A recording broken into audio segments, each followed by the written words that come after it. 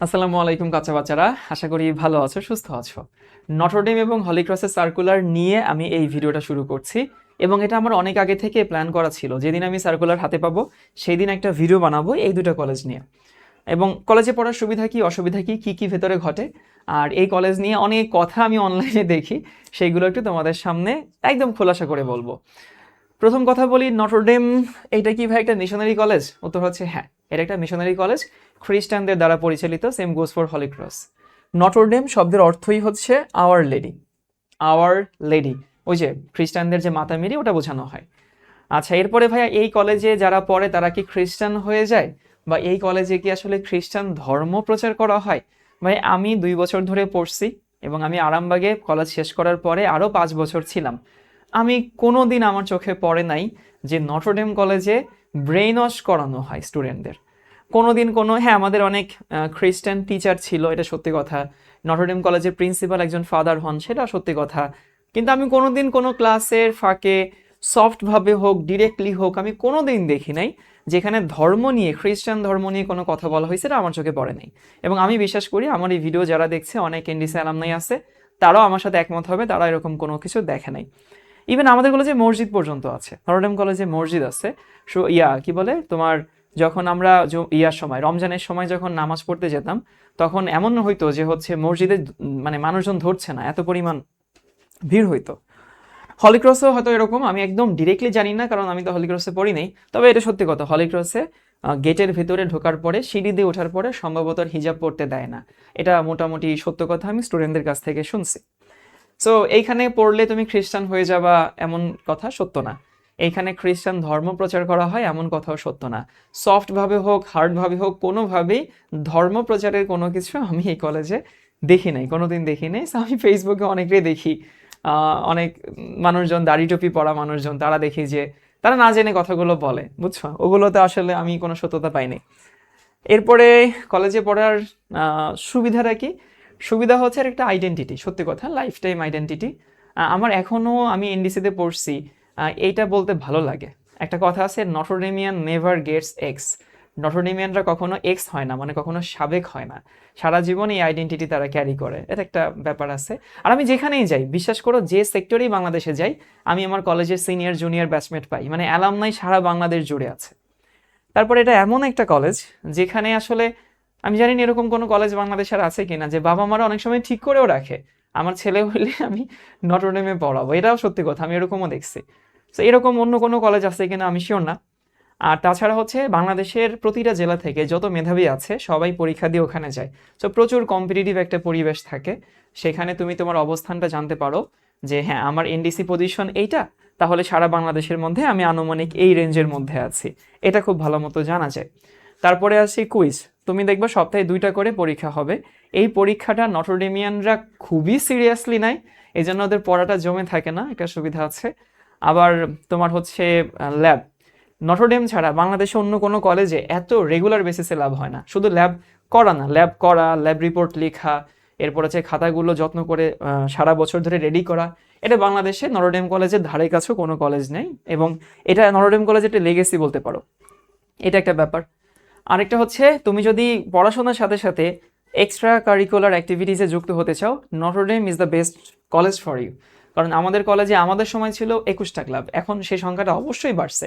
আর এই ক্লাবগুলো কিন্তু মানে ধরো nature study club, science club, math club, chess club, adventure club, তারপরে হচ্ছে ইংলিশ ক্লাব, তারপরে হচ্ছে নাট্য দল, তারপরে হচ্ছে মানে কত যে ক্লাব আছে তার কোনো ঠিক ঠিকানা নাই। এবং এই ক্লাবগুলো কিন্তু নামে ক্লাব না, এগুলো প্রতিটা অ্যাক্টিভ ক্লাব, প্রতিটা ক্লাবের কার্যক্রম আছে। আমাদের বুধবারে একটা পিরিয়ড আগে ছুটি হইতো ওই ক্লাবের ও ডিবেট ক্লাব আছে, সো এক এক পিরিয়ড আগে ছুটি হইতো এই ক্লাবের কার্যক্রমের জন্য। সো প্রতিটা অ্যাক্টিভ ক্লাব এটা থাকে। সো সব মিলে দেখা যায় যে রেগুলার ক্লাস হয়, রেগুলার ক্লাসে যেতে হয়, রুলস রেগুলেশনস ভালো, সময় নষ্ট হয় না। তারপর হচ্ছে উইকলি 2টা করে পরীক্ষা হয় এবং ল্যাবগুলো খুব যত্ন সহকারে হয়, এগুলো ভালো দিক। এবারে সে কিছু খারাপ দিক তো অবশ্যই আছে। খারাপ দিক হইতেছে যে প্রথমত ওই আশেপাশের জায়গাটা তো ভালো না, মানে মতিঝিল তো আরামবাগ খুবই হচ্ছে ব্যস্ত এরিয়া। একটা কলেজ একটু শান্ত স্নিগ্ধ পরিবেশে ভালো, কলেজ ক্যাম্পাসের মধ্যে কিন্তু খুবই ভালো, বাট ক্যাম্পাসের বাইরে আরামবাগ মোড়, ওই সামনে কমলাপুর, এই পাশে মতিঝিল শাপলা চত্বর, পেছনে ফকিরাপুল, খুবই হচ্ছে হেক্টিক একটা এরিয়া। সো আশেপাশে তুমি যে থাকবা সেই থাকার জায়গাটা খুবই ঘিঞ্জি এরিয়া। আরামবাগে তো সবাই থাকে। কলেজে নিজস্ব হোস্টেল আছে, বাট ওটা সাধারণ শিক্ষার্থীদের জন্য না। ওইটা বোধহয় খ্রিস্টান, ক্ষুদ্র নৃগোষ্ঠী, তারপর হচ্ছে মিশনারি কর্তৃক পরিচালিত প্রত্যন্ত স্কুলের জন্য হচ্ছে ওটা রাখার। নর্মাল স্টুডেন্টদের জন্য কলেজ পরিচালিত কোনো হোস্টেল নাই, প্রাইভেট হোস্টেলে থাকতে হবে। সো এটা একটা অসুবিধা। দ্বিতীয় অসুবিধা হচ্ছে যে থাকার পরিবেশগুলো খুব ভালো না। তৃতীয় অসুবিধা, খরচ বেশি। কলেজের খরচ তো সরকারি কলেজ থেকে একটু বেশি। এখন মাসে বোধ হয় 2,000 টাকা বা 1,500 টাকা হচ্ছে কলেজের ফি, বাট থাকা খাওয়ার খরচটা অনেক বেশি হয়ে যায়।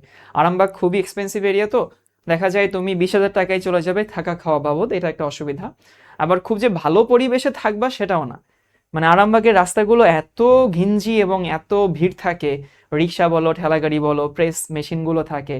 অনেকে তো প্রথম প্রথম গিয়ে ঘুমাইতেই পারে না রাতে প্রেসের শব্দে। এটা আমার শুরুর দিকে হইতো, প্রতিটা বিল্ডিং এর নিচে প্রেস আছে, সারা রাত ওই প্রেস চলে। এখন তোমার বিল্ডিং এর নিচে একটা হেভি মেশিন চলতেছে, দেখো তো গুম গুম ঘুম ঘুম ঘুম ঘুম শব্দ হয়। এটা আবার কিছুদিন পরে আবার ঠিকও হয়ে যায়। কিছুদিন পরে এমন হয়েছে যে ওই প্রেসের শব্দ ছাড়া রাতের বেলা মনে হয় যে কি যেন নাই কি যেন নাই, এটা হয়। এটা একটা অসুবিধা। আর একটা অসুবিধা হচ্ছে তোমার, আহ, এটা কি অসুবিধা বলবো, ল্যাব রিপোর্ট লিখতে লিখতে অনেক সময় চলে যায় এনডিসির স্টুডেন্টদেরকে। সো অন্যান্য কলেজের স্টুডেন্টরা দেখা যায় পড়ার সময় যেটুকু পায়, এনডিসির স্টুডেন্টরা পড়ার সময় কিছুটা কম পায়। বাট ওটারও একটা অসুবিধা আছে, মানে ওটারও একটা বেনিফিট আছে। আবার এনডিসিতে অনেক বেশি কম্পিটিটিভ পরিবেশ, তো সো দেখা যায় তুমি গিয়ে যদি কম্পিটিশনে টিকতে না পারো, তাহলে তুমি একেবারে হারাই যাবা। কম্পিটিশনের সুবিধা হইতেছে টিকলে অনেক ভালো করা যায়, না টিকলে একেবারে বানের জলে ভেসে যাবা, তুমি তোমার জায়গা খুঁজেও পাবা না, এটা একটা অসুবিধা। আবার এখানে পড়লে অনেক এক্সপেকটেশন কাজ করে। তুমি নিজে ফিল করবা যে এই কলেজে পড়ার পরে ভালো ইউনিভার্সিটিতে চান্স না পাওয়ার একটা ভয় সবসময় জেগে বসে থাকে, যে আমি এনডিসিতে পড়ছি, সবাই এত এক্সপেকটেশন নিয়ে বসে আছে, বা অমুক আমার কাজিন এনডিসিতে পড়ছে, সে এখানে এখানে চান্স পাইছে, আমি যদি না পাই কি হবে না হবে। এই যে যে একটা ফিয়ার, এই ফিয়ারটা নটরডেমে পড়ার সময় আমার ছিল, সব সময় এটা কাজ করতো। এটা আরেকটা অসুবিধা আছে। সো এই অসুবিধা ছাড়া আমি আর তেমন কোনো অসুবিধা দেখি না। আমার কাছে ওভারঅল কলেজটা ভালো লাগে। এবং এখনো যদি আমাকে আরো 10 বার বলা হইতো যে ওই সময়টা শাওন তোমাকে যদি ফেরত দেওয়া হইতো, তুমি কি নটরডেম কলেজে ভর্তি হইতা কিনা, আমি চোখ বন্ধ করে any day I would go for Notre Dame college. এটা হচ্ছে আমার মানে সরল স্বীকারোক্তি। আরেকটা মজার বিষয় হইতেছে কি, এনডিসিতে ভর্তি হওয়ার পরে খালি হচ্ছে তোমার মানে মন চাইতে সবাই একটু জিজ্ঞেস করুক আমি কোন কলেজে পড়ি, একটু জিজ্ঞেস করো আমাকে আমি কোন কলেজে পড়ি, বলতে ভালো লাগে আর কি। সো এইগুলো নটরডেমের সুবিধা অসুবিধা। আর তোমাদের যদি কোনো কোনো প্রশ্ন থাকে সেটা কমেন্ট সেকশনে অবশ্যই জানাবা। এবার দেখি সার্কুলার দিছে, দেখো যে ভর্তি হতে আগ্রহী প্রার্থীরা, আমি একটু জুম ইন করে পড়ে শোনাই। মাধ্যমিক উচ্চ মাধ্যমিক শিক্ষা বোর্ড ঢাকা নটরডেম কলেজকে 2026-27 শিক্ষাবর্ষে একাদশ শ্রেণীতে কলেজে নিজস্ব প্রক্রিয়ায় ভর্তির গ্রহণের জন্য অনুমতি প্রদান করেছে।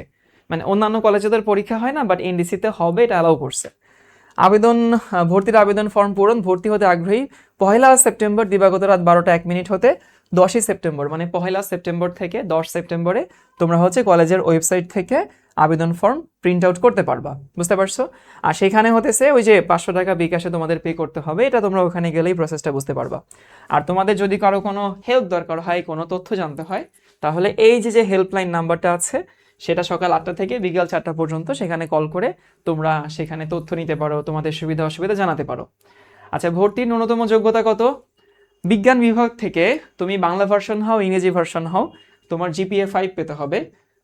সেটা হচ্ছে, আর বিভাগ পরিবর্তনের ক্ষেত্রে তুমি যদি বিজ্ঞান থেকে ব্যবসা শাখায় যেতে চাও তাহলে 4.25, মানে ওই যে অনেকে গ্রুপ চেঞ্জ করে না, সে সায়েন্সে ছিল এখন সে ইসে যাবে, বিজনেস স্টাডিজে যাবে, অথবা সে হিউম্যানিটিসে যাবে, তখন 4.25, 3.50। বাট সায়েন্স থেকে সায়েন্সে যারা থাকবে তাদের জন্য বলতেছি, তাদের জন্য হইতেছে জিপিএ 5 থাকা লাগবে।